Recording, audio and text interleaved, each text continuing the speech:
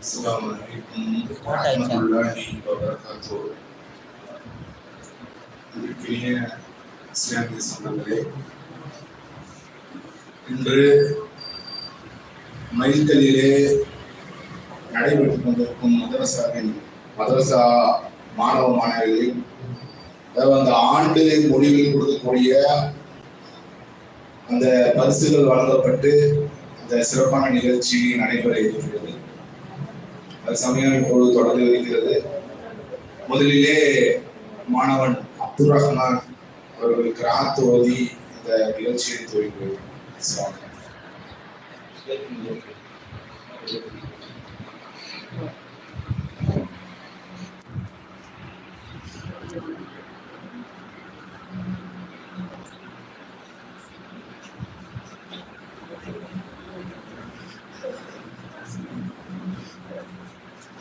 السلام عليكم ورحمة الله وبركاته.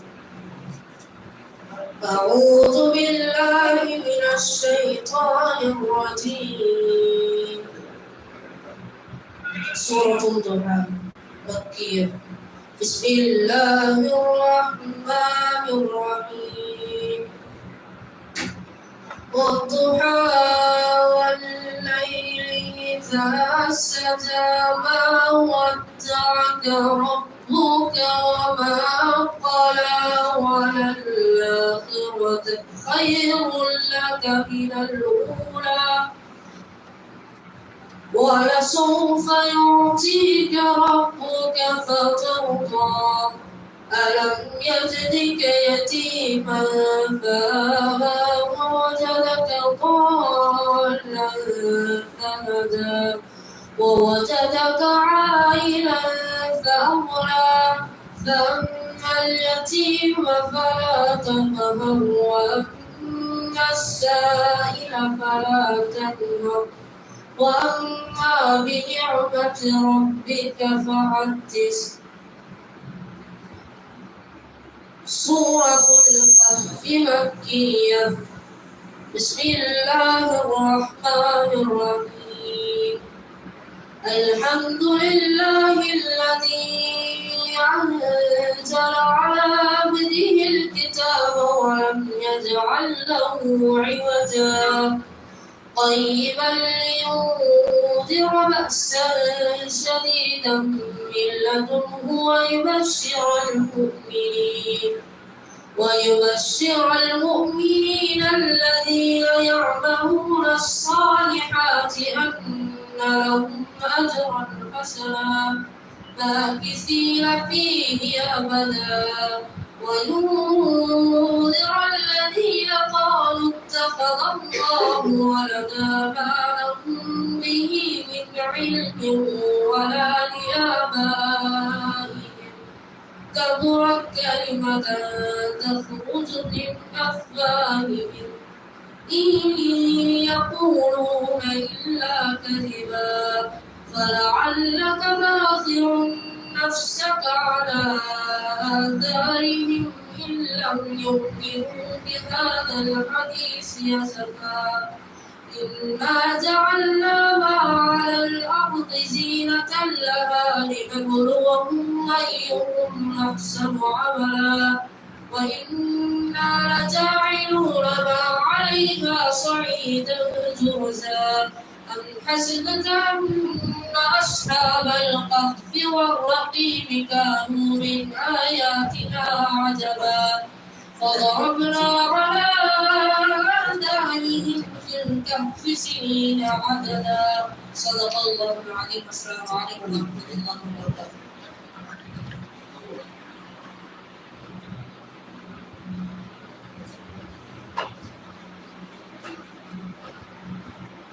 Assalamualaikum warahmatullahi wabarakatuh. மாணவன் அப்துல் ரஹ்மான் மாஷா அல்லாஹ் மேலும் மேலும் வளர அல்லாஹ் அருள் புரிவானாக. இரண்டாவதாக அன்னை ஆயிஷா மதரசா மாணவன் அன்வர் பாஷா அவர்களை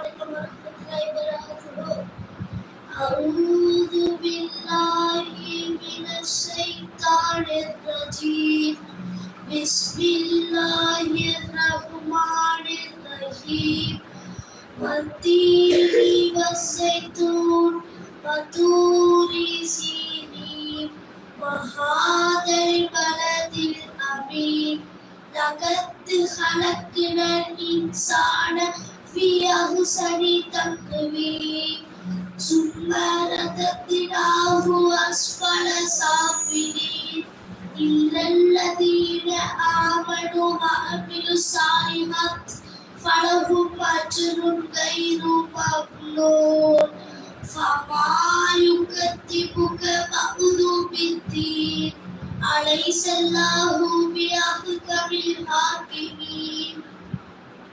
السلام عليكم ورحمة الله وبركاته.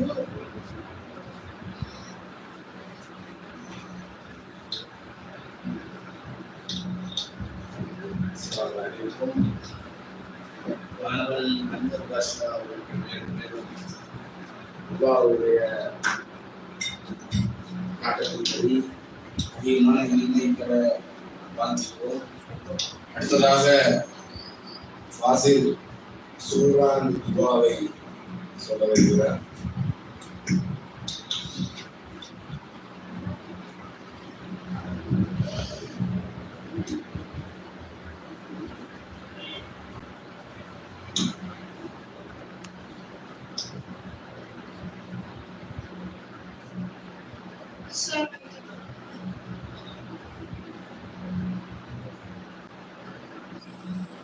أعوذ بالله من الشيطان الرجيم بسم الله الرحمن الرحيم ألم تر كيف فعل ربك بأصحاب الفيل ألم يجعل كيدهم في تضليل وأرسل عليهم طيرا أبابيل ترميهم بحجارة من سجيل فجعلهم كعصف مأكول ولكل يوم اللهم افتح لي أبواب إسلامك.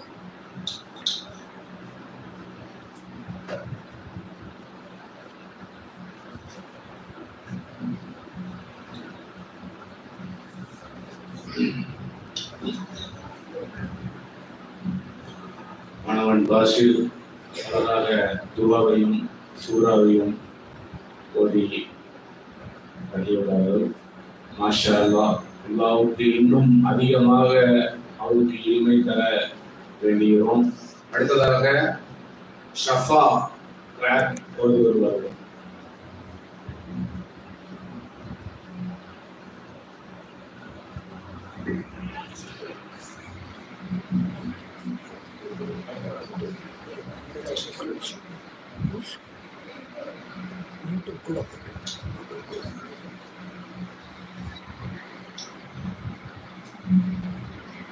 السلام عليكم ورحمة الله وبركاته. سورة قريش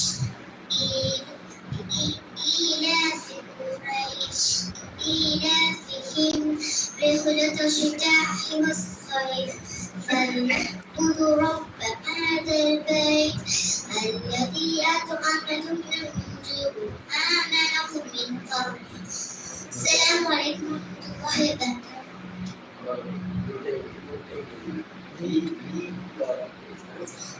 إيلاف قريش إيلافهم رحلة الشتاء والصيف فليعبدوا رب هذا البيت الذي أطعمهم من جوع وآمنهم من خوف.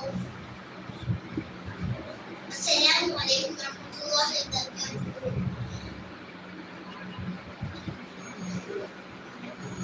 மாஷா அல்லாஹ்.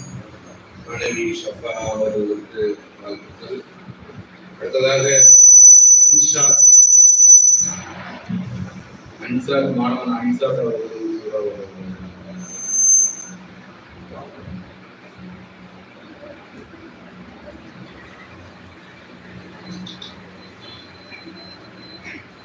السلام عليكم ورحمة الله وبركاته.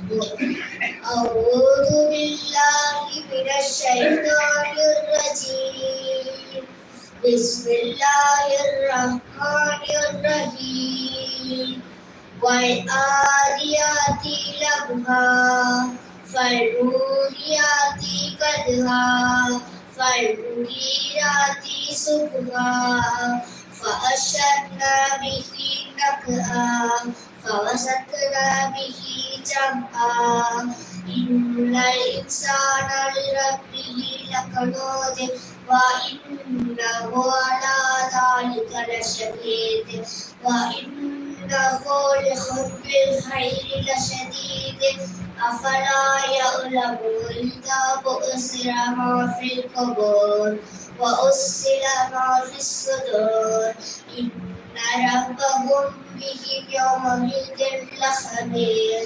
السلام عليكم ورحمة الله وبركاته.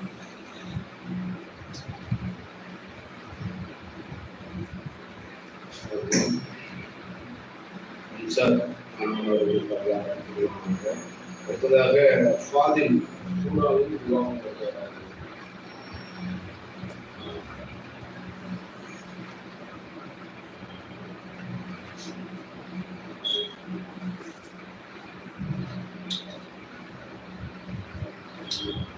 السلام عليكم. أعوذ بالله من الشيطان الرجيم. بسم الله الرحمن الرحيم. ألم تر كيف فعل ربك بأصحاب الفيل ألم يجعل كيدهم في تدليل وأرسل عليهم طيرا أبابيل ترميهم بحجارة من سجيل فجعلهم كعصف مأكول. ربنا آتنا في الدنيا حسنة وفي الآخرة حسنة وقنا عذاب النار. السلام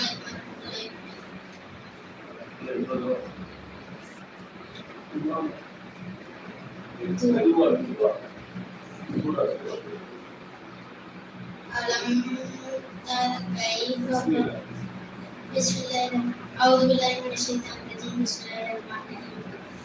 ألم تر كيف فعل ربك بأصحاب الفيل ألم يجعل كيدهم في تدليل وأرسل عليهم طيرا أبابيل ترميهم بحجارة من سجيل فجعلهم كعصف مأكول. إني أرميني ذلك الماضي ربنا آتنا في الدنيا حسنة وفي الآخرة حسنة وقنا عذاب النار. السلام عليكم ورحمة الله وبركاته. மாஷா அல்லாஹ்.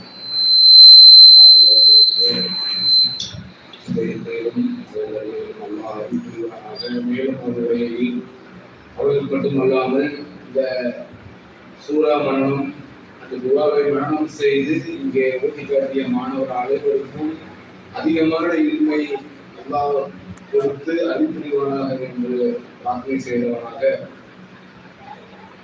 அடுத்ததாக நம்முடைய NTF நேஷனல் தௌஹீத் ஃபெடரேஷன் தேசிய தௌஹீத் கூட்டமைப்பு சார்பாக பொன்விழா நகரிலே அமைந்து கொண்டிருக்கும் மஸ்ஜிதுல் அக்ரம் பள்ளியினுடைய இமாம் சகோதரர் நசீர் அவர்கள் உரையாற்ற இருக்கிறார்கள். அவர்களை அந்த உரையாற்றுவதுமாறு அஸ்ஸலாமு அலைக்கும் வரஹ்மத்துல்லாஹி வபரகாத்துஹு.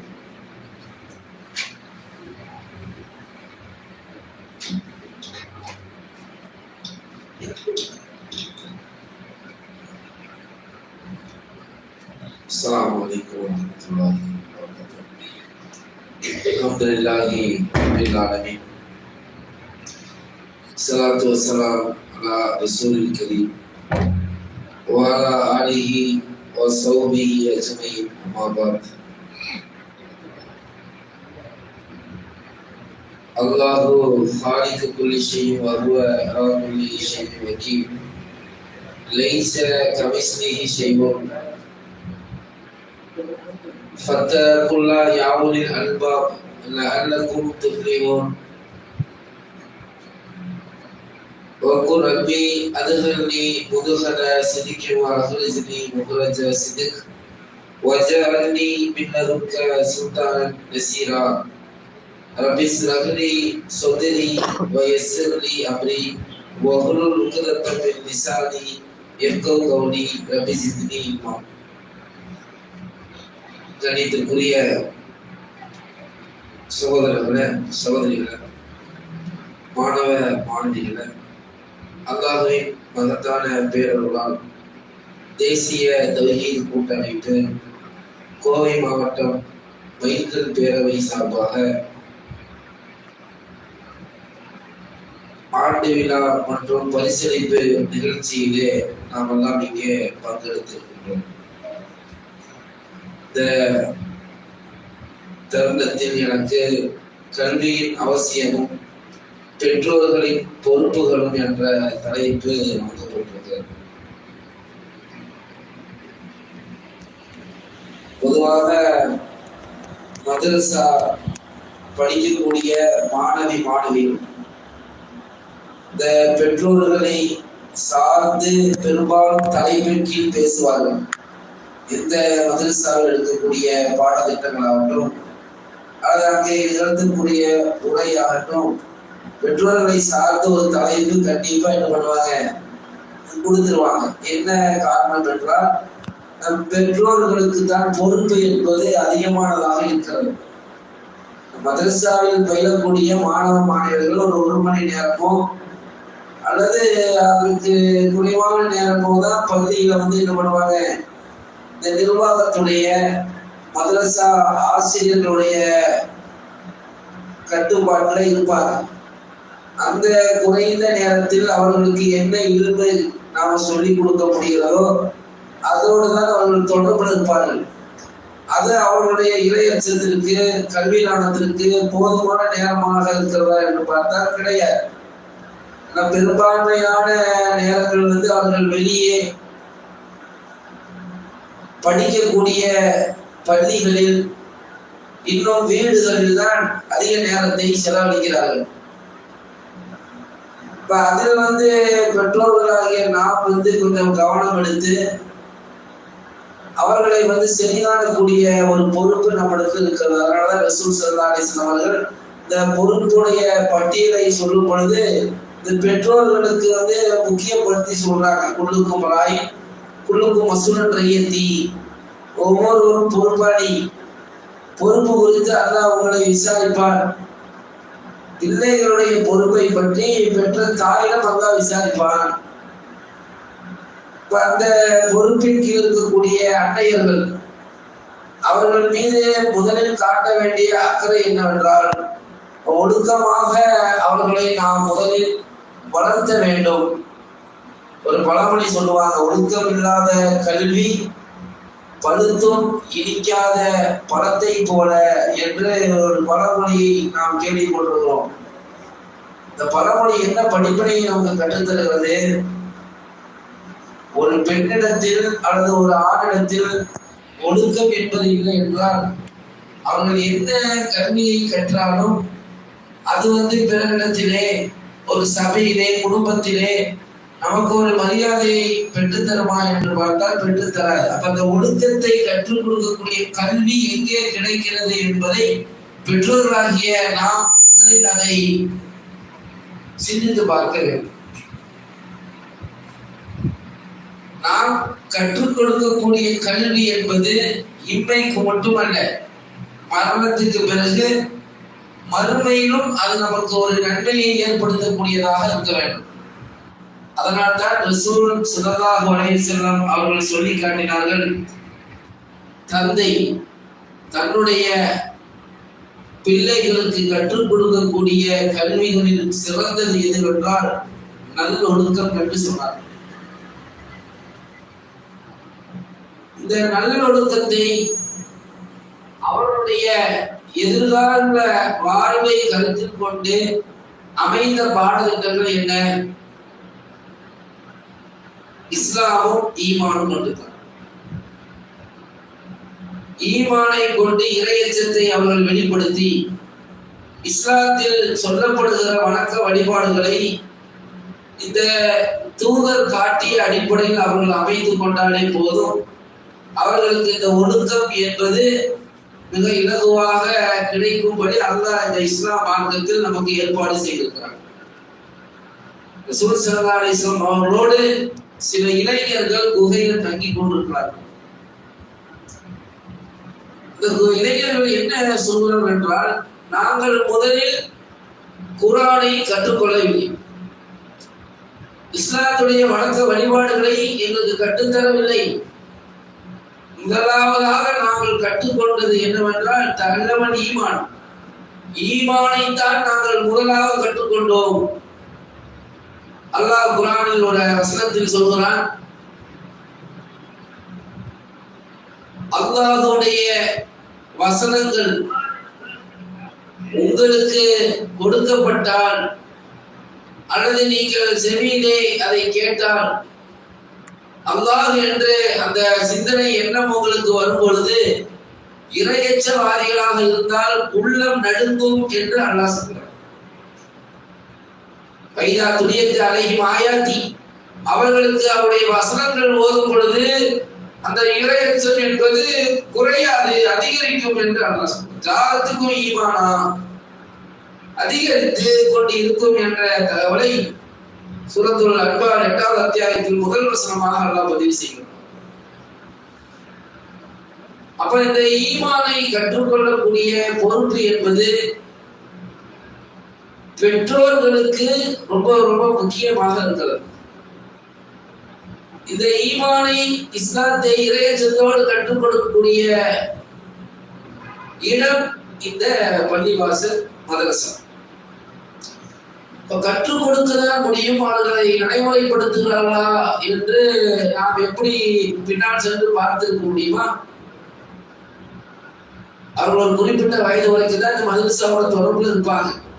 அவர்களுக்கு ஒரு ஏஜ் ஆயிட்டான்னு சொன்னா அவங்க அந்த கற்றுக்கொண்ட ஒழுக்கத்தை நடைமுறைப்படுத்தி கொண்டு உலக வாழ்வில் அவருடைய பயணத்தை ஆரம்பித்துள்ளார்கள். அந்த பயணத்தில் சில இலக்கு இருக்கிறது.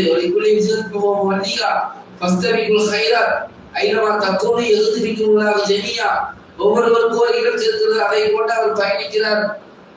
உங்களை இலக்கு நன்மைக்காக மாற்றிக் கொள்ளுங்கள் என்று அல்லாஹ் சொல்றார்.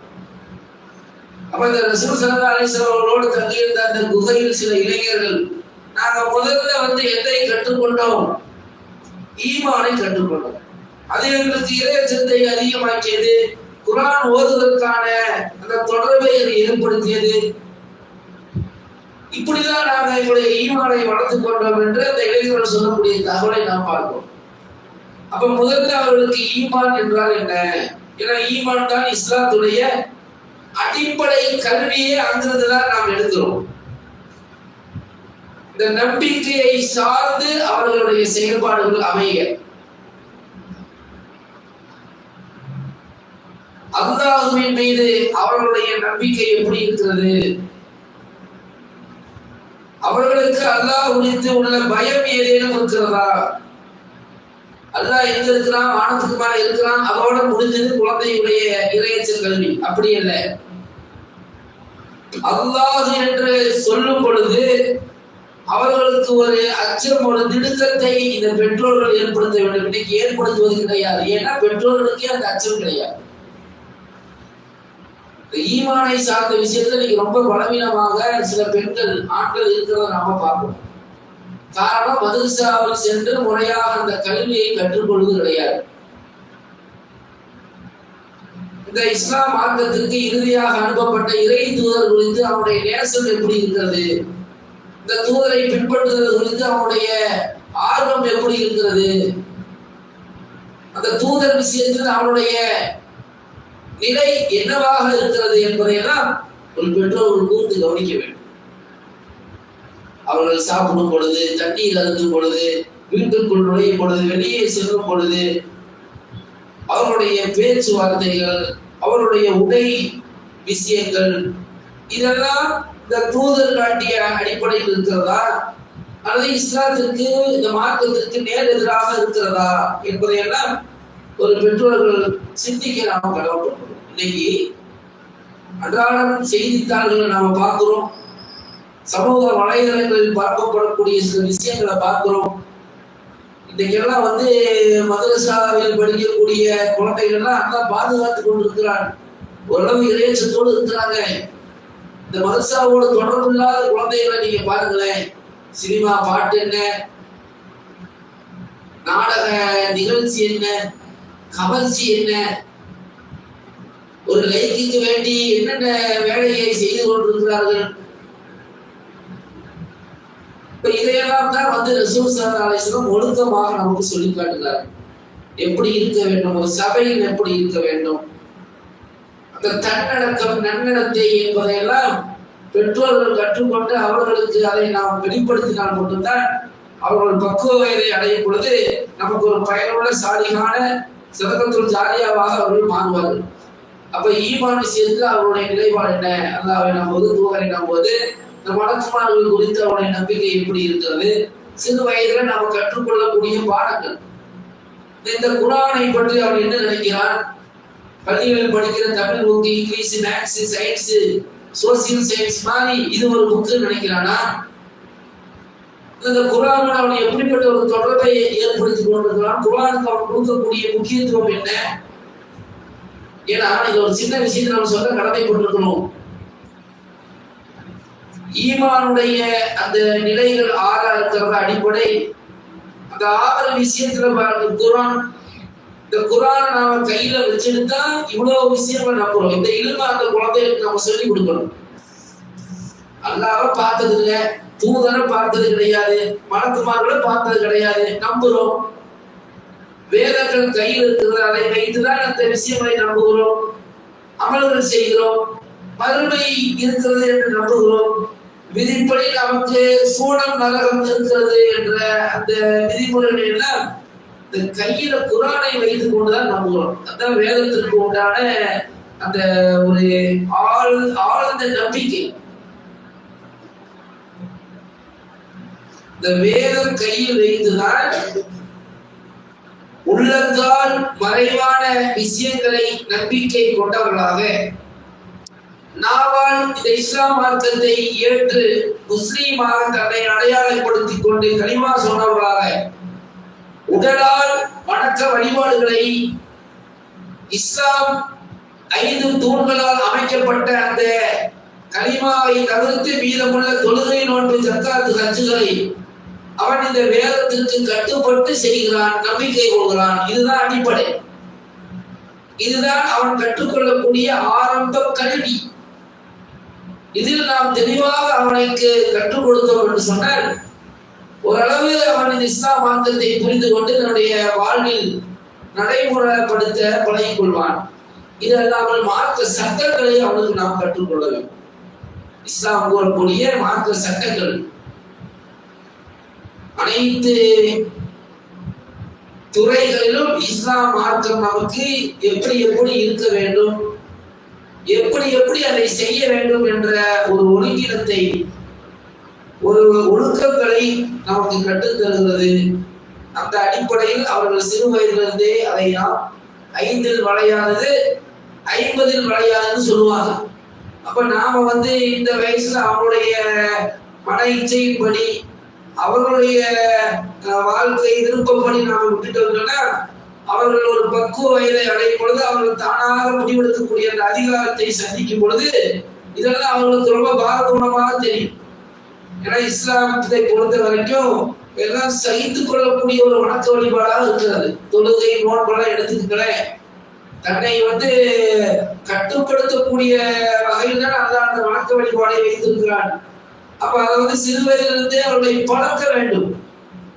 பழக்கி நாம வரும் பொழுதுதான் அவர்களுக்கு அது ஒரு இரையச்சத்தை ஏற்படுத்தக்கூடிய வகையில மறுமையில் இதெல்லாம் நமக்கு நன்மை என்று அதை ஆர்வமோடு செய்யக்கூடிய அந்த ஒரு வகை ஏற்படும். நம்ம இப்ப கொஞ்சம் சாதாரணமாக அவரை அலட்சியப்படுத்தி விட்டோம்னா பிறகு வரக்கூடிய காலகட்டத்தில் அவர்களுக்கு அது ஒரு பாரதூரமாக தெரியும். நோன்பு வைக்கணுமா, ஃபஜ்ருக்கு எந்திரிச்சு தொழுகணுமா, உதவு செய்யணுமா, என்ன செய்தாலையா ரொம்ப பெரிதாக்கி காட்டுகிறானா இல்லையா? அல்லாஹ் இக்ராஹ ஃபித்தீன், மார்க்கத்தில் எந்த வற்புறுத்தலும் இல்லை, இலகுவான மார்க்கம் என்று அல்லாஹ் சொல்றான். மற்ற சமூகத்தை விட மற்ற மதங்களை விட இந்த இஸ்லாம் மார்க்கத்துல வணக்க வழிபாடுகளை எடுத்துக்கிட்டீங்கன்னா உடலுக்கும் உள்ளத்திற்கும் அவ்வளவு ஆரோக்கியத்தை அமைதியை ஏற்படுத்தக்கூடிய ஒன்றாக அல்லாஹ் குர்ஆன் சொல்லும்போது வல்லாஹு யதுஇலா தாரிஸ் ஸலாம் வ யஹ்தி இலா ஸிராத்தி முஸ்தகீம். அல்லாஹ் உங்களை அமைதி இல்லத்திற்கு அழைக்கிறான், நான் நாடியோருக்கு நேரான வழியை காட்டுகிறான் என்று சூரத்துல் யூனுஸ் 25வது வசனத்தில் அல்லாஹ் பேசுகிறார். அப்ப அந்த பள்ளிகளோடு தொடர்பு இருக்கக்கூடிய ஒரு வேலையை நாம் செய்ய வேண்டும். ஏன் ரசூல் ஸல்லல்லாஹு அலைஹி வஸல்லம் அவர்கள் நாளை மறுமை நாளில் அல்லாஹ்வுடைய நிழலை தவிர வேறு எந்த நிழலும் இல்லாத அந்த நெருக்கடியான நேரத்திலே பள்ளியோடு தொடர்பு கொண்ட இளைஞர்களுக்கு சிறுவர்களுக்கு தான் அரசின் ஒரு பாகத்தை நிழலை ஒதுக்குகிறார். அந்த பள்ளியோடு தொடர்பு ஏற்படுத்திக் கொள்ள வேண்டும் என்ற நோக்கத்தில் தான் பெற்றோர்கள் மதரசாவுக்கு அனுப்புகிறார்கள். இப்ப நாமும் அதுல அவங்க என்ன படிச்சாங்க, என்ன பின்பற்றுறாங்க, என்ன செயல்முறைப்படுத்துறாங்கன்னா கொஞ்சம் கவனம் எடுக்கக்கூடிய பொறுப்பு பெற்றோர்களுக்கு இருக்கிறது. அதை நாம் கூர்ந்து கவனிக்க வேண்டும். சரி, அப்படியெல்லாம் நாம் பொறுப்படுத்திக் கொண்டு அவர்களை ஒரு அழகான முறையில இஸ்லாம் மார்க்கத்தை பின்பற்றக்கூடிய இறையச்சவாதிகளாக நாம் அவர்களை வளர்த்தி எடுத்தால் நமக்கு என்ன பயன், என்ன கிடைக்கும் என்றால் அதையும் வந்து அவருடைய தூதர் நமக்கு அழகான முறையில் சொல்லி காட்டுகிறார். ஒருவர் மரணித்து விட்டார் என்று சொன்னால் 3 விஷயம் அவரை பின்தொடர்ந்து வருகிறது. குடும்பம், செல்வம், நல்ல அமலம். நீங்களும் நல்ல அமல் செய்திருப்பீங்க, உங்களுடைய பிள்ளைகளுக்கும் அதை செய்ய சொல்லி வலியுறுத்தியிருப்பீங்க. திடீர்னு உங்களுக்கு ஒரு மரணம் வருகிறது, உங்களை வந்து இப்ப கபிரிஸ்தான் கொண்டு அதை அடக்கம் செய்துவிட்டு வர வேண்டும், அதான் மார்க்க சட்டம். அப்படி உங்களை அடக்கம் செய்யும் பொழுது உங்களை பின்தொடர்ந்து என்ன வரும் சொல்றாங்க, குடும்பம், யாரெல்லாம் ரத்த வந்த உறவுகள் இருக்கிறாங்களோ அவங்க எல்லாம் உங்களை பார்க்க வருவாங்க. நீங்கள் சம்பாதித்து வைத்த செல்வம் வரும். எது வரைக்கும் வரும்? குடும்பம் என்றால் உங்களை கபருக்கு சென்று அடக்கிவிட்டு திரும்பி போகிறார்களே, அதுதான் குடும்பம். செல்வம் என்றால் இந்த உலகத்தில் எப்படி சம்பாதித்தார், எப்படி எல்லாம் சேர்த்தினார், எதையெல்லாம் கொடுத்தார், இப்படி உங்களுடைய புகழ் பற்றி கபர் வரைக்கும் பேசி வருகிறார்களே, அதுதான் கபர் வரைக்கும் வர்றதுங்கிறது. இது ரெண்டுமே எது வரைக்கும் தான்? கபிரிஸ்தான் வரைக்கும் தான், திரும்பி போயிடும். சரி, உங்களோட எது தங்கும்? சொல்றாங்க, நல்ல அமல் உங்களோட தங்கும். இதில் 2 விஷயங்களை நாம் சிந்தித்து பார்க்க வேண்டும். அந்த குடும்பத்தையும் செல்வத்தையும் மார்க்க அடிப்படையில் நாம் வளர்த்தவில்லை, வழிகாட்டவில்லை என்றால் அது திரும்பி போனது தான். துணியாலையும் போயிடும், மறுமையிலும் போயிடும். இல்ல நாமும் அதை பின்பற்றி நம்முடைய பிள்ளைகளுக்கும் அதை சொல்லிக் கொடுத்து நாம் வாழ்ந்து மரணித்திருக்கிறோம் என்று சொன்னால் அந்த குடும்பமும் செல்வமும் துனியாவில் தான் உங்களை விட்டு போகுமே தவிர மறுமையில் ஒருபோதும் போகாது. ஏன்? ஏனால் ரசூல் ஸல்லல்லாஹு அலைஹி வஸல்லம் ஒரு செய்தியை சொல்லி காட்டுகிறார்கள்.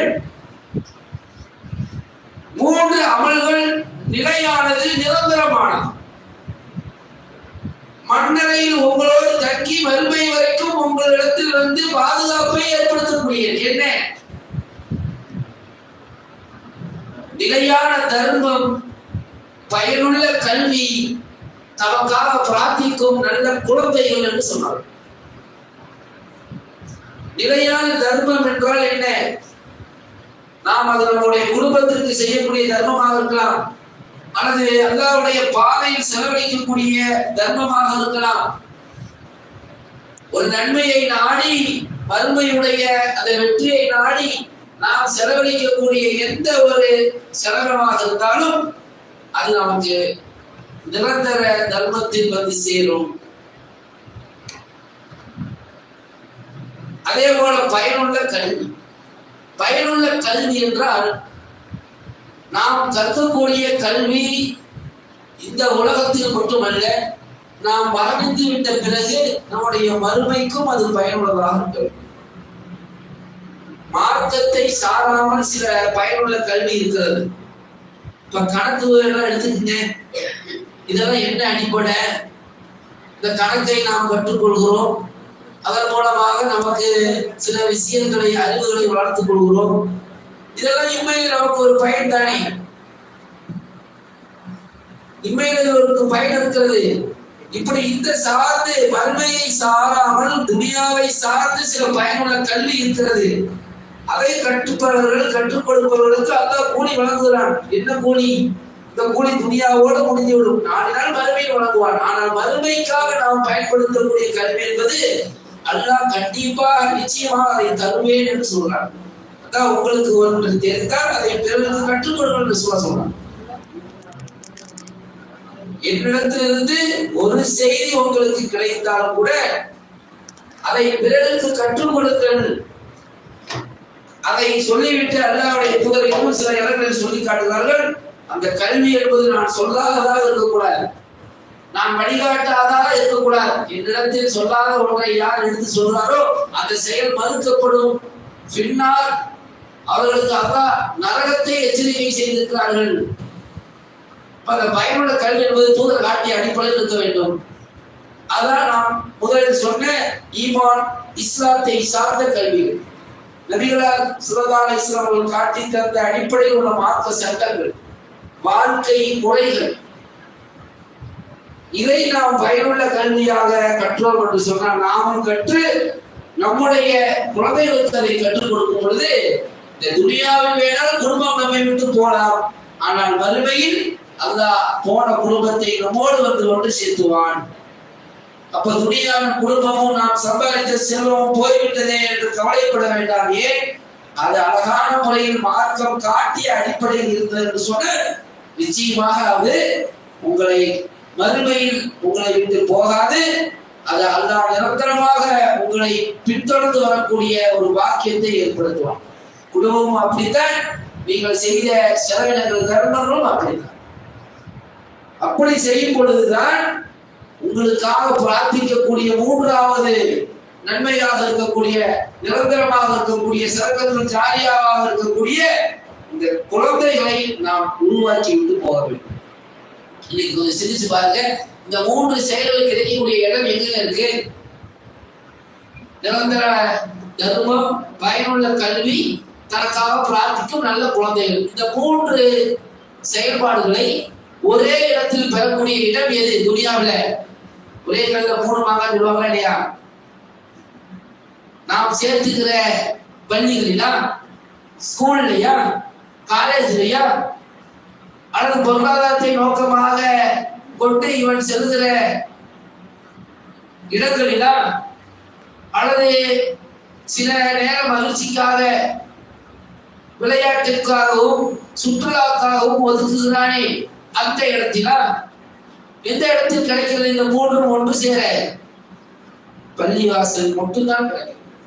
அது பள்ளிவாசலில் இவன் பயில்கிற மதரசாக்களில் இந்த 3 செயல்களும் அன்றாடம் அவனுக்கு கிடைத்துக் கொண்டே இருக்கிறது. இது எவ்வளவு பெரிய சிறப்பு! அதனால இந்த மதரசாவோட ஒரு தொடர்பை ஏற்படுத்திக் கொண்டு அவனுக்கு மார்க்கம் சார்ந்த கல்விகளை கற்றுக்கொள்வதில் பெற்றோர்களாக நீங்கள் ரொம்ப ரொம்ப கவனமாக இருக்க வேண்டும். ஏன்னா எதை கற்றாலும் இங்கேதான் அவர்கள் மாணவர்கள், மதரசாக்களில் அவர்கள் மாணவியர்கள். அவர்கள் இதை விட்டு வெளியே சென்று விட்டார்கள் என்றால் ஆசிரியர்கள் என்ன கற்கிறார்களோ அதை வெளியே சென்று கற்றுக் கொடுப்பார்கள். அப்படிப்பட்ட ஒரு குழந்தையை நாம் உருவாக்கும் பொழுது நிச்சயமாக அந்த குழந்தையுடைய பிரார்த்தனை பெற்றோர்களுக்கு இருக்குமா இருக்காதா? பெற்றோர்களுக்கு மட்டுமல்ல, இந்த சமுதாயத்திற்கு அவன் பிரார்த்தனை செய்வான். அவனுடைய மார்க்க விஷயத்தில் உற்ற நண்பர்களுக்கு பிரார்த்தனை செய்வான். அவனுக்கு கற்றுக் கொடுத்த ஆசிரியர்களுக்கு பிரார்த்தனை செய்வான். பிரார்த்தனைகளை பல வகைகளாக பிரித்து அதை செய்யக்கூடிய மக்களாக அவர் உருவாகுவார்கள். அவருடைய பெற்றோர்களுக்கு செய்யாமல் இருப்பார்களா? ஏன் அல்லாஹ் பெற்றோர்கள் குறித்து குர்ஆனிலே ஒரு துஆவையே இருக்கிறான். ரப்பனா ரப்பில் ஹம்மா கமா ரப்பயானி ஸகீரா. இதை ஏன் அல்லாஹ் பிள்ளைகளுக்கு கட்டாயமாக்குகிறான்? அவர்கள் மூலமாகத்தான் இந்த துனியாவில் நாம் வந்திருக்கிறோம். அவர்கள் தான் நம்முடைய அடையாளம். அப்ப அவர்களுக்காக பிரார்த்திக்கக்கூடிய ஒரு குழந்தையை நாம் விட்டு செல்வது என்பது நமக்கு சரக்கத்துல் ஜாரியா, நிரந்தரமான ஒரு நன்மை. அந்த நன்மையை எதிர்பார்த்து நாம் அவர்களுக்கு என்ன பண்ணணும்? கல்வி விஷயங்களை, ஒழுக்கம் சார்ந்த விஷயங்களை தூதர் காட்டிய அடிப்படையில் அவர்களுக்கு நாம் கொடுத்து கொண்டே இருக்க வேண்டும். இப்படி மக்களுக்கு அன்றாடம் கொடுத்து இருக்க வேண்டும். ஒவ்வொரு நாளும், ஒவ்வொரு இரவு பகலும். ஏன்னா இரவு பகல் தான் யூனிஜில் லைல ஃபின்னகாரி யூனிஜில் நகார ஃபில்லை. இரவு பகல் தான் மாறி மாறி வருகிறது. ஒரு நாள் தான் ஒவ்வொரு 24 மணி நேரம் ஒரு நாளாக கணக்கெடுக்கப்பட்டு மனிதன் வந்து அப்படி சக்தி தொடர்பாக வாழ்ந்து கொண்டு வருகிறான். அப்ப அந்த ஒரு நாள்ல வந்து அவனுக்கு என்னென்ன விஷயங்களை அவன் கற்றுக்கொள்ள வேண்டும், என்னென்ன அவன் செய்ய வேண்டும் என்பதை இன்ஷா அல்லாஹ் நம்ம ஒரு பட்டியல் போட்டு நம்ம அதை வந்து ஒரு நோட்டீஸாகவே என்ன பண்றோம், மக்களுக்கு தொகுத்து கொடுத்து இருக்கிறோம். இன்ஷா அல்லாஹ் மாணவ மாணவர்கள் அதை வாங்கிக் கொண்டு அந்த என்ன அடிப்படையில் நீங்கள் ஒவ்வொரு நாளையும் கழிக்க வேண்டும். ஒரு நாளுடைய மகரீபு தான் ஒரு நாளுடைய துவக்கம். இந்த மகரீபில் இருந்து 10வது நாள் அடுத்த நாள் மகரீபு வரைக்கும் நாம செய்யக்கூடிய அமல்கள் என்னென்ன அமல்களை செய்தாலே நமக்கு இறையச்சம் என்பது தானாக ஏற்படும். ஒழுக்கம் சார்ந்த அந்த நன்மையை சாரி நாம் இருக்கக்கூடிய அந்த விஷயங்கள் எல்லாம் உங்களுக்கு அதனுடைய பக்கான பேர்கள்லாம் ஒரு பட்டியலிட்டு நாம இதில் பதிவு செஞ்சிருக்கிறோம். அதை இன்ஷா அல்லாஹ் பெற்றுக்கொண்டு இன்னும் வரக்கூடிய காலகட்டங்களில் ரமலான் நெருங்கி கொண்டிருக்கிற காரணத்தால் நம்ம இன்னைக்கே இதில் ஒரு அளவு கவனம் செலுத்தினா ரமலானுக்கு ஒரு கூடுதல் நன்மை என்னவெல்லாம் நல்ல இடத்தில் பெற்றுக்கொள்ளலாம். அந்த அடிப்படையில் மக்களை அழகான முறையில் வென்றெடுத்து அவர்கள் நாம் வந்து விட்டோம் என்று இல்லாமல் அவர்கள் குறித்து மறுமையில் நாம் என்ன நன்மையை அடைய இருக்கிறோம், நமக்கு பிறகு நம்முடைய பெயர் சொல்லக்கூடிய அந்த குழந்தைகள் எதிர்காலத்தில் என்ன இலக்கை சந்திக்க இருக்கிறார்கள் என்று சிந்தித்து அந்த அடிப்படையில் அவர்களுக்கு உறுதுணையாக இருந்து மரணத்தை எதிர்கொள்ளக்கூடிய மக்களாக, பெற்றோர்களாக, ஆசிரியர்களாக நாம் இருக்க வேண்டும் என்று கூறி இந்த உரையை நிறைவு செய்கிறோம்.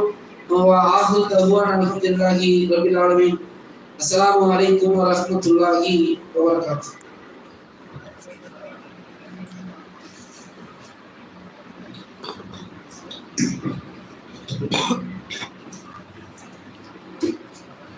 அஸ்ஸலாமு அலைக்கும் வரஹ்மத்துல்லாஹி வபரகாத்துஹு. மாஷா அல்லாஹ், ஜஸாக்கல்லாஹு கைரன்.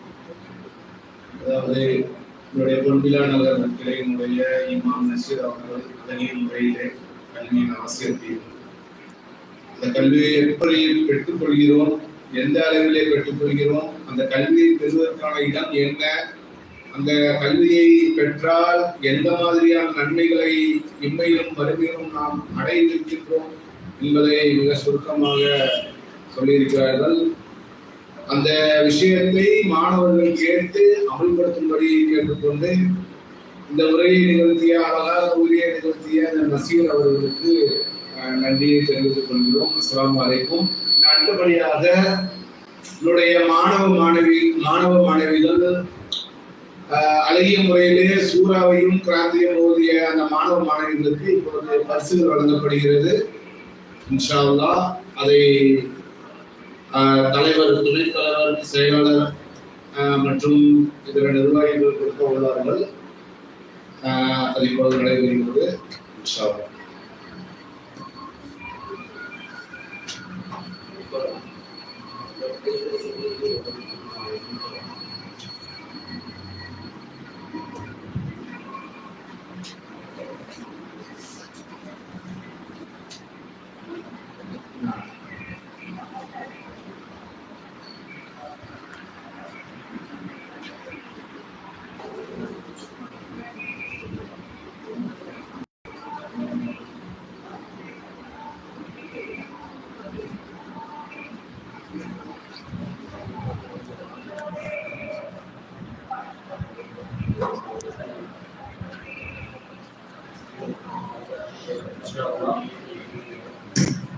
இன்ஷா அல்லாஹ் அழகிய முறையிலே இந்த அன்னை ஆயிஷா மதரசாவிலே பயின்று சூறாவையும் பின்பு துவாரையும் நானும் செய்த அழகிய முறையிலே ஒழுங்காட்டிய மாணவ மாணவிகளுக்கு இன்ஷா அல்லாஹ் நம்முடைய நிர்வாகிகள் பரிசுகள் வழங்க இருக்கிறார்கள்.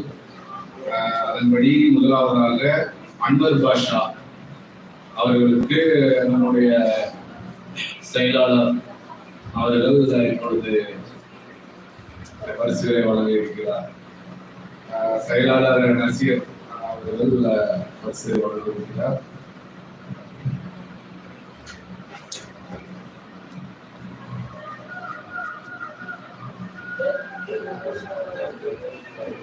இந்த மாணவனுக்கு இன்னும் அழகிய முறையிலே கிராத்தை ஓதக்கூடிய இன்னும் அதிகப்படியான துவாவை மரணம் செய்கின்ற ஆற்றலை அல்லாஹ் தருவானாக என்று அனைவரும் பிரார்த்திக்குமாறு கேட்டுக்கொள்கிறோம். அடுத்ததாக நம்முடைய மதரசாவில் பயின்று அழகிய முறையிலே சூறாவையும் துவாவையும் ஓதி காட்டிய பாசில் அவர்களுக்கு தங்கள் நிர்வாகியாக இருக்கக்கூடிய அண்ணன் அபுதாயிர் அவர்களுக்கு பரிசு வழங்குவார். அதிகமான முறையிலே இங்கே வந்திருக்கக்கூடியவர்கள் நம் மாணவ மாணவிகளுக்காக துவா செய்யுங்கள். அதாவது அதிகமான இல்மை அல்லாஹ் தஆலா இந்த மாணவ மாணவிகளுக்கு தரும்படி அதிகமாக துவா செய்யுங்கள். ஏனென்று கேட்டால் அதிகமான அந்த இல்மை கற்றுக்கூடிய அந்த காலகட்டத்திலே அதிகமான, அதாவது அவங்களுக்கு கஷ்டமாக இருக்கும், கடினமாக இருக்கும். அந்த முடிச்சுகளை அறிவிக்கிறவங்க யார் என்று கேட்டால் அல்லாஹ் தஆலா. அது முயற்சியும் நமக்கு தேவைப்படுகின்றது. அதிகமாக இந்த பிரார்த்தனை செய்து கேட்டுக்கொள்கிறோம். அடுத்தபடியாக அன்சார் மாணவர் சூறா ஓதுவதற்காக நம்மளுடைய துணைத் தலைவர் அவர்கள் சர்தார் பாய் அவர்கள் பரிசை வழங்குவார்.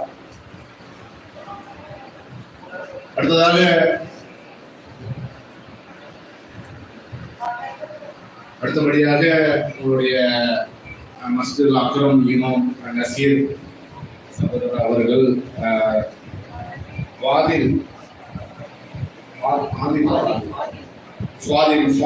அவர்கள் சூறாவையும் துவாவையும் மரணம் செய்து வழிகாட்டிய அவர்களுக்கு பரிசுகளை வழங்குவார். அதிகமாக இன்னும் துவாவையும் குர்ஆன் வசனங்களையும் துவாக்களையும் மரணம் செய்து நாளை இன்மையிலும் மறுமையிலும் வெற்றி பெற வாழ்த்துகிறோம். அடுத்தபடியாக நம்மளுடைய அன்னை ஆயிஷா மதரசாவிலே பயின்று, அதாவது 30வது ஜுஸு என்று சொல்லக்கூடிய குர்ஆனை எடுத்ததற்காக வேண்டி 2 நபர்களுக்கு பரிசுகள் வழங்கப்பட இருக்கிறது. அதுல முதலாவதாக அன்சார் அவர்களுக்கும் அன்வர் பாஷா அவர்களுக்கும் சகோதரர்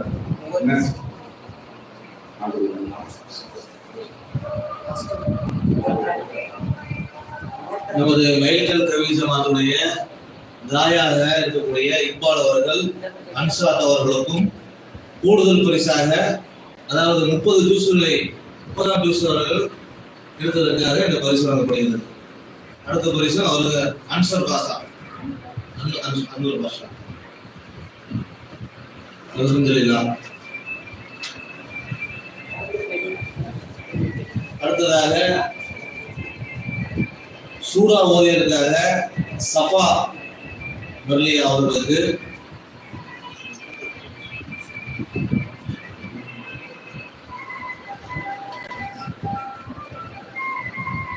அவங்களுக்கு நமது செயலாளராக இருக்கக்கூடிய நசீல் பாய் அவர்கள் பரிசுகளை வழங்குவார்.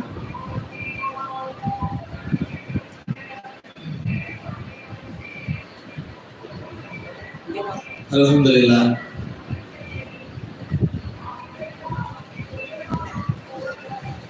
நமது மதரசாவுடைய ஆண்டு விழாவை துவக்கி வைத்த நம்முடைய இரவு தொழுகை இமாமாக இருக்கக்கூடிய அப்துல் ரஹ்மான் அவர்களுக்கு நமது துணைத் தலைவர் அவர்கள் பரிசு வழங்குவார். அதாவது அறியக்கூடியவனா இருப்பான். அதாவது எந்த அளவுக்கு அப்படின்னா அப்துல் ரஹ்மான் வந்து ஒரு சில மாதத்துக்கு முன்னாடி பாங்கு இருக்கு, பாங்கு காம்படிஷன் கலந்து வெற்றி பெற்று வந்திருக்காரு. அதாவது என்னன்னா எல்லாரும் கூட சேர்ந்து ஹைதராபாத்ல போய் வெற்றி பெற்று வந்திருக்காரு. அவங்களுக்காக வேண்டிய அதிகமாக துவா செய்யணும். ஏன் அப்படின்னா நம்மளுடைய அந்த ஊக்குவிப்பு இருக்கு இல்லைங்களா, அதுதான் அவங்களுக்கு ஒரு மன பலத்தை கொடுக்கும். பார்த்துக்கோங்க, அவரு இன்னும் மேலும் மேலும் வெற்றி அடைய அதாவது பிரார்த்தனை செய்யுங்க.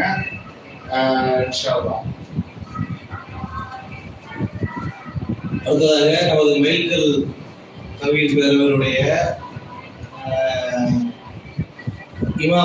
இமாமும் பிளஸ் நம்மளுடைய பசங்களுக்கெல்லாம் உஸ்தாதாக இருக்கக்கூடிய அல் அசீர் அவர்களுக்கு பரிசு பொன்விழான கல்வி பேரவை இமாமாக இருக்கக்கூடிய நமது நசீர் ஹுசைன் அவர்கள் பரிசு வழங்குவார்.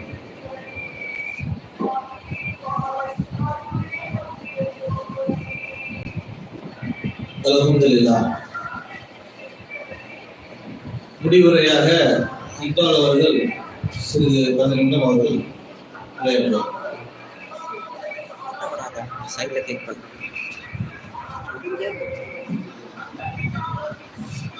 Alhamdulillah, alhamdulillah, nahmaduhu wa nasta'inuhu wa nastaghfiruhu wa na'udhu bihi wa natawakkalu alayhi wa na'udhu billahi min shururi anfusina wa min sayyiati a'malina. Man yahdihillahu mudilla lahu wa man yudlil fala hadiya lahu.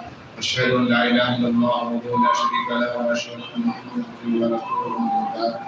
وقال الله تعالى في القرآن العظيم والفرقان المجيد أعوذ بالله من الشيطان الرجيم بسم الله الرحمن الرحيم அளவற்றாலும் இதரற்ற பெரும்பொழிவும் ஆகிய அந்த ஏக இறைவனை போற்றிக் கொண்டவனாக இந்த ஏக இறைவனால் சமுதாயத்திற்கு வழங்கப்பட்ட உத்தம நபி முஹம்மது ஸல்லல்லாஹு அலைஹி வஸல்லம் அவர்கள் மீதும் சாந்தியும் சமாதானமும் உண்டாவதாக என்று பிரார்த்தனாக எனது இந்த நன்றி உரையை துவக்கம் செய்கின்றேன். அதாவது இந்த மைல்கல் பேரவையின் ஆண்டு விழா மதரசா மாணவர்களின் பரிசளிப்பு விழாவை இன்னைக்குதான் நான் பார்க்க முதல் தடவையா நான் வந்திருக்கேன். அது பார்த்தீங்கன்னா முழுமையான ஒரு வகையில, அதாவது எந்த அளவுக்கு அப்படின்னு சொன்னா, அதாவது மைல்கல் பேரவை பொறுத்தளவுக்கு பார்த்தீங்கன்னா அதிகமாக வாழக்கூடிய ஒரு பகுதி இருந்தாலும் கூட எந்த அளவுக்கு தௌஹீதுடைய ஒரு தாக்கத்தை ஏற்படுத்தி அந்த வகையிலே மாணவ மாணவிகளுக்கு தங்களுடைய கல்வியை வழங்குகிறார்கள் என்று நம்ம பட்டியலிட்டு சொன்னோம் என்று சொன்னால் அந்த அளவுக்கு யாருமே பண்ணல. அதாவது இதுலயே நீங்க பாத்தீங்கன்னா புரிஞ்சுக்கலாம். அதாவது மக்தப்னு ஒண்ணு இருக்கு. அதாவது இன்னொரு வகையில என்னன்னா சின்ன ஜமாத்தை அவங்க செய்யறது பாத்தீங்க அப்படின்னா மதசப்னு சொல்லிட்டு இன்னொரு செய்வாங்க. அந்த இதுல தான் நம்ம எல்லாரும் வந்திருக்கோம். நான் எனக்கு என்ன எடுத்துட்டீங்க அப்படின்னு சொன்னா, இப்ப நானும் பாத்தீங்கன்னா அதிகமான ஒரு மொஹல்லால பிறக்காம அங்க மதரசால நம்ம படிச்சோம். அங்க பாத்தீங்க அப்படின்னா முழுமையாக எதெல்லாம் இஸ்லாத்துல இல்லையோ அதெல்லாம் தான் சொல்லி கொடுக்குறாங்க. ஸோ அதன் அடிப்படையில் நம்ம பயின்ற காரணத்தினாலதான் தௌஹீத் எழுச்சியினுடைய ஒரு காரணத்துல இவங்க என்ன சொல்றாங்க அவங்க என்ன சொல்றாங்கன்னு ஒப்பிட்டு பார்த்து நம்ம தௌஹீத் கொடுக்குறோம். அப்ப அந்த அளவுல மாஷா அல்லாஹ் திருவையாளர் இங்க ஏரியா இருக்கக்கூடிய மாணவ மாணவிகளுக்கு அதிகமாக பயிலக்கூடிய ஒரு சந்தர்ப்பத்தை இந்த மதரசா வழியாக ஏற்படுத்தி கொடுத்திருக்கிறார். அருமையாக அண்ணன் சகோதரர் அவர்கள் இந்த பொன்னிலானவர்களிலே இமாமாக இருக்கக்கூடிய நசீர் அவர்கள் கல்வியின் அவசியத்தையும் அந்த கல்வி எங்கு கிடைக்கும், அந்த கல்வியினால் என்னென்ன பயன் பெறும், ஈமான் என்றால் என்ன, இஸ்லாம் என்றால் என்ன, இறையச்சம் தக்குவா என்றால் என்ன என்கின்ற அந்த அழகிய போதனையை சுருக்கமாக இந்த மாணவிகளுக்கு மத்தியிலே சொல்லி காட்டுகிறார்கள். அவர்களுக்கு அல்லாஹ் அருள் புரிவானாக. ஜஸாக்கல்லாஹு ஹைரன். இன்னும் சிறப்பாக இந்த மாணவ மாணவிகளின் பெற்றோர்கள் மற்றும் இந்த நிகழ்ச்சிக்கு எந்த அளவுக்கு பொருளாதார உதவியாகவோ அல்லது உடல் அளவிலோ மற்றும் இதர உதவியினாலோ செய்த அனைத்து உள்ளங்களுக்கும் இந்த ஜமாத்தின் சார்பாக இந்த மைல்கல் அன்னை ஆயிஷா மதரசா அண்ட் மஸ்ஜித் பள்ளிவாசல் அந்த அவர்கள் சார்பாக நாங்கள் நன்றியை தெரிவித்துக் கொள்கிறோம். ஜஸாக்கல்லாஹு ஹைரன்.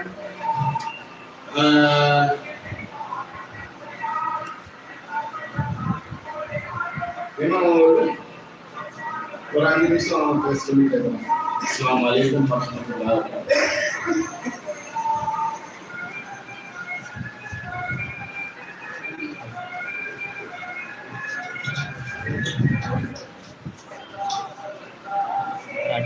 அஸ்ஸலாமு அலைக்கும் வரஹ்மத்துல்லாஹி வபரகாத்துஹு. அதாவது உங்க கையில இந்த பிரிண்ட் பேப்பர் கிடைச்சிருக்கும், கிடைக்காதவங்க வாங்கிக்கிங்க. பெண்கள் பகுதியில் எல்லாரும் கிடைச்சிருச்சுங்களா? சரி. அதாவது இந்த பெண்ணுடைய முதல்ல இரவு தூக்கம் ஒரு வணக்கம்னு டைட்டில் போட்டிருக்கோம். இரவு தூக்கம் ஒரு வணக்கம் அப்படின்னு சொல்லி, அதாவது இந்த இரவு தூங்குவதற்கு முன்னால் நமக்கு ஒரு இரவை வந்து எதிலிருந்து நம்ம ஆரம்பிக்கிறோம்? மகரிப்ல இருந்து ஆரம்பிக்கிறோம் இல்லையா? ரசூல் ஸல்லல்லாஹு அலைஹி வஸல்லம் வந்து அல்லாஹ் இரவிலிருந்து தான் பகலை படைத்ததாக சொல்கிறான்.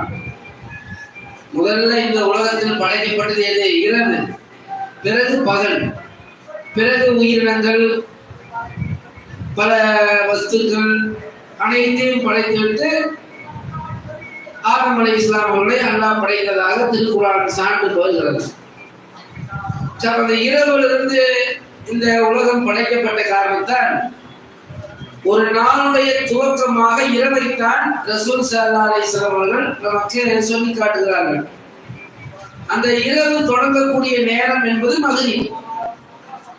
இன்னைக்கு வந்து யூதருடைய கலாச்சாரம் இரவு 12 மணி ஆச்சுன்னு சொன்னா அதுதான் ஒரு நாளுடைய துவக்கமாக சொல்லிக் கொண்டிருக்கிறார்கள். ஒரு நாளுடைய துவக்கம் என்பது இரவு அல்ல, இரவு 12 மணி அல்ல, மக்ரிபுடைய நேரம், அந்த இருள் சூழக்கூடிய நேரம்.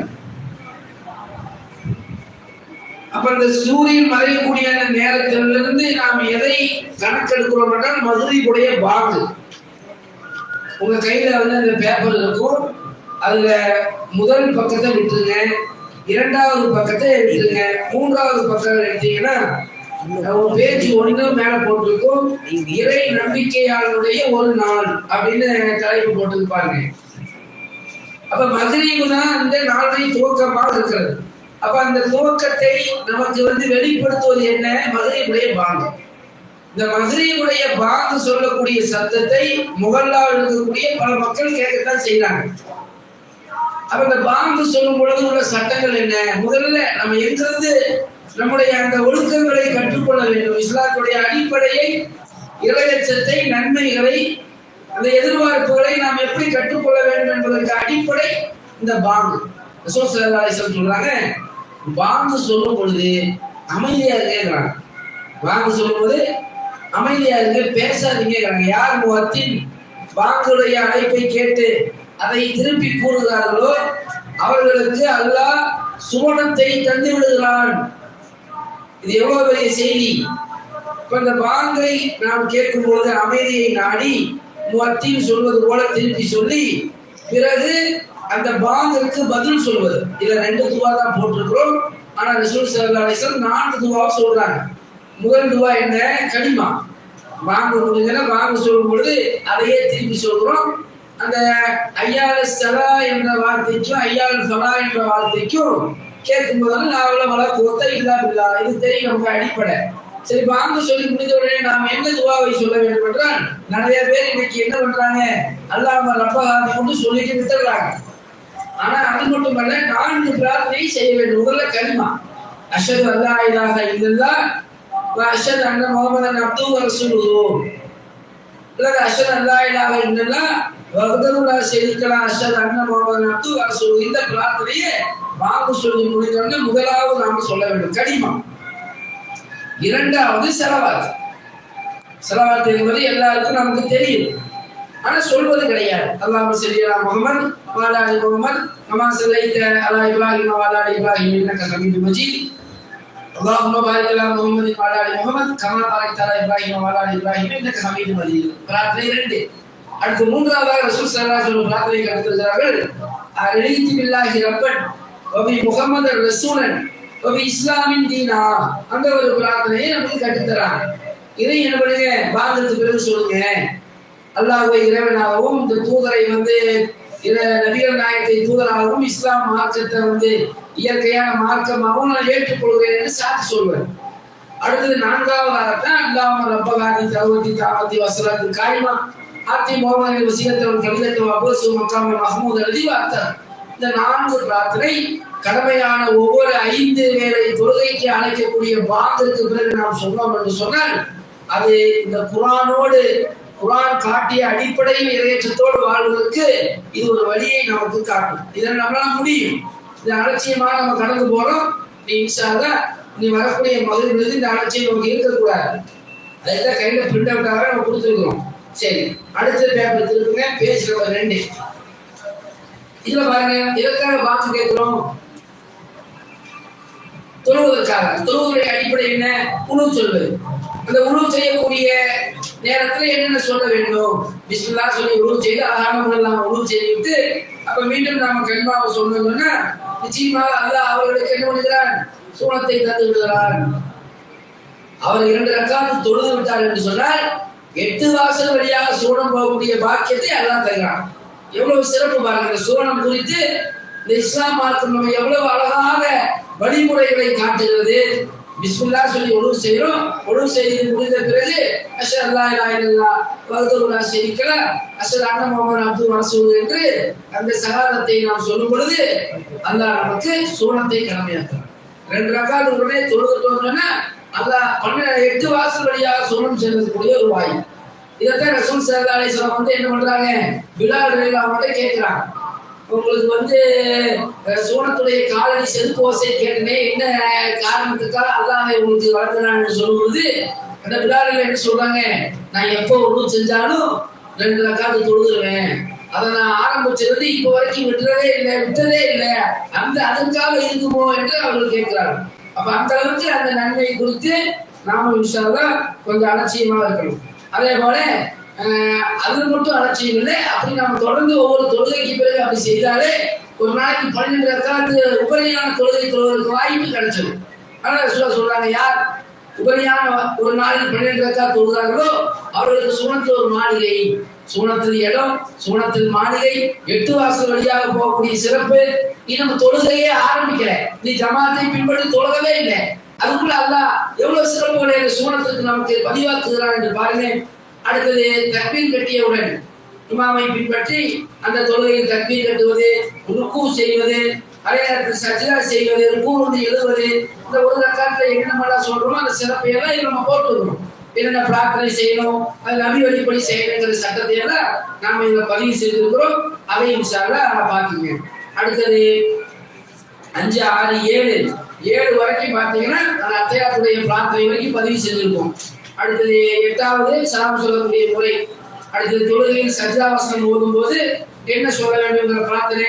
அடுத்தது இறுதியாக அந்த வித்ரு தொழுகையை போட்டிருப்பாங்க கடைசி பேஜ்ல 8வது பக்கத்துல வித்ரு தொழுகையை பற்றி நாம போட்டிருக்கிறோம்.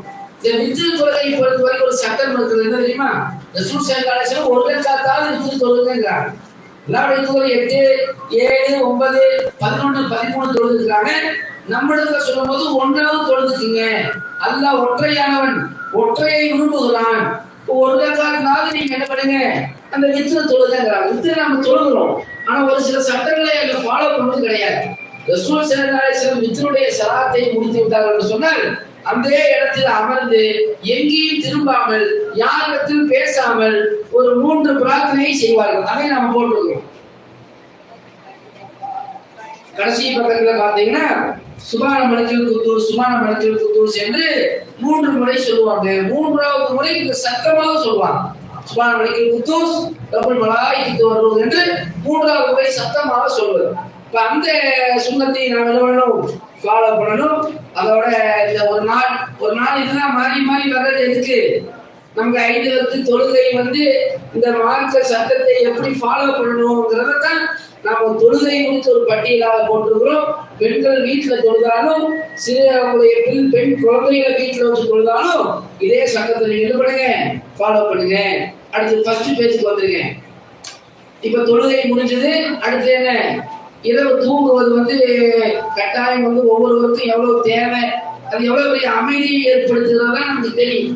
தூக்கம் என்பதே ஒரு ஓய்வு, அதுக்கு அல்லாஹ் அதை வழங்கியிருக்கிறார். ஆனா ரசூல் ஸல்லல்லாஹு அலைஹி வஸல்லம் சொல்றாங்க, அந்த தூக்கத்தை கூட என்ன பண்ணலாம், ஒரு வணக்கமாக மாற்றலாம். அதை எப்படி நாம் வணக்கமாக அந்த தூக்கத்தை, இரவு தூக்கத்தை எப்படி ஒரு வணக்கமாக மாற்றுவதுங்கிற அந்த அடிப்படையை நாம போட்டுக்கிறோம். ஒவ்வொரு இரவு நாம் தூங்கும் போது எப்படி தூங்கணும் அப்படிங்கிறத பட்டியலிட்டு இருக்கிறோம். அதில் முதலாவதாக பிஸ்மில்லா என்று சொல்லி ஒழுங்கு செய்வது.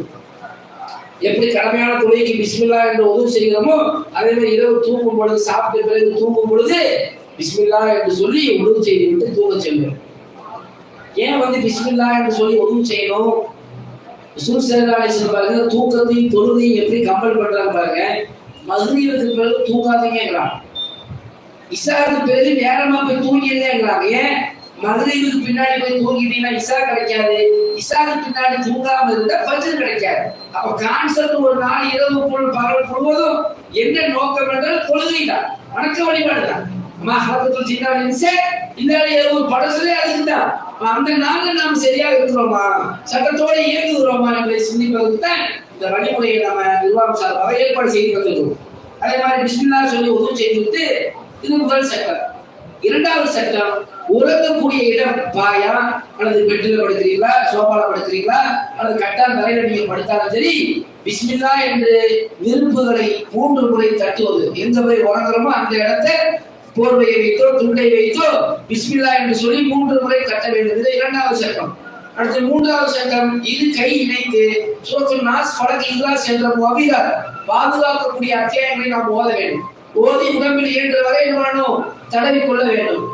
இது ரசூலுல்லாஹ் காட்டிய 3வது சட்டமாக இருக்கிறது. 4வதாக ஆயத்துல் குர்சி ஓதுவது. 5வதாக ஆமன ரசூல் என்கிற அல்பக்கராவுடைய இறுதி 2 வசனங்களை ஓதுவது. அடுத்தது 7வதாக ரசூல் ஸல்லல்லாஹு அலைஹி வஸல்லம் அவர்கள் இந்த பிரார்த்தனையை செய்வார்கள். என்ன பிரார்த்தனை? சுப்ஹானல்லாஹ் அல்ஹம்துலில்லாஹ் அல்லாஹ் அக்பர் என்று 7வது பிரார்த்தனை. ஆயத்துல் குர்சி ஆமன ரசூல் ஓதுவதற்கு முன்னால் இந்த அல்லாஹும்ம பிஸ்மிக்க அமூத்து வகையா என்று ரசூல் ஸல்லல்லாஹு அலைஹி வஸல்லம் ஒரு பிரார்த்தனை இரவு தூக்கத்துல செய்வாங்க. அதை நம்ம இங்க பதிவு செஞ்சிருக்க மாட்டோம். நீங்க இன்ஷா அல்லாஹ் என்ன பண்ணுங்க, அதை மட்டும் தான் நீங்க மக்கள் சொல்றாங்க. அல்லாஹும்ம பிஸ்மிக்க அமூத்து வகையாங்கிறத மட்டும் தான் சொல்றாங்க. ஆனா அது நம்ம எப்ப சொல்லணும், இந்த முஅவ்விதாத் சூராவை ஓதி தடவி கொண்ட பிறகுதான் சொல்லணும். அதற்கு பிறகு ஆயத்துல் குர்சி ஆமன ரசூலும், அப்புறம் இறுதியாக 2-3 துவாவை நம்ம போட்டிருக்கிறோம்.